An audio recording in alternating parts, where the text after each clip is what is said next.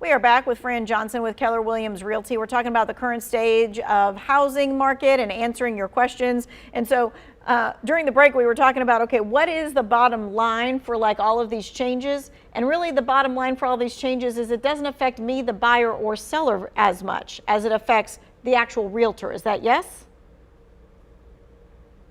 That is correct.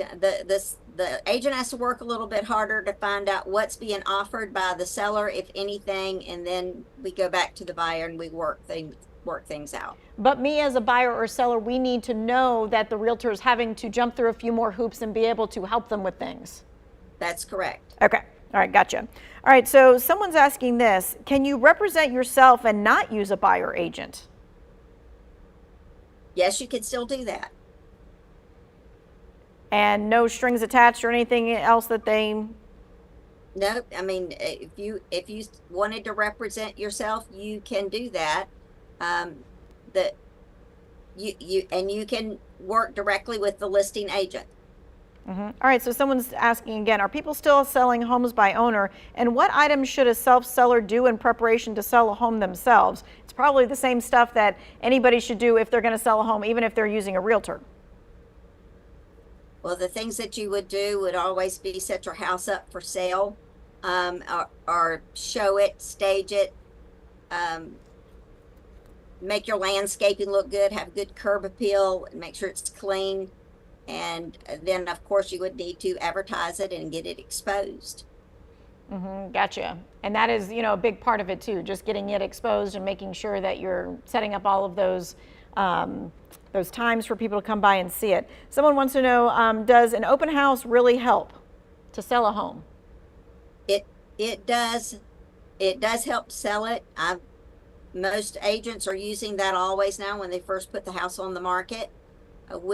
With everything being online now and people having GPS, it's just an easy way for them to come in and view the house. And under the new rules, you can go in the open house and talk to the agent who's hosting it. You do not have to have a written agreement for that. That's good to know. Okay.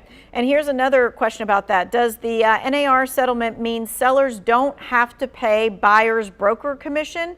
What's the advantages to offering buyers a broker compensation, if any? So that's always been the case. It's really no change in the listing agreements that we have had and still have. The seller could agree to pay the buyer broker or not, and they had a choice of how much they would pay. So the advantage of paying a buyer broker is it makes it a broader market for buyers to come in and look at your home, so you get more buyers in to look at it, because many buyers might not be able to pay the buyer broker out of their pocket. If the seller is not paying it, the buyer has to pay it. They may not have the cash to do so. Okay, and do they have to pay the cash up front, or is that just figured into the price of the house?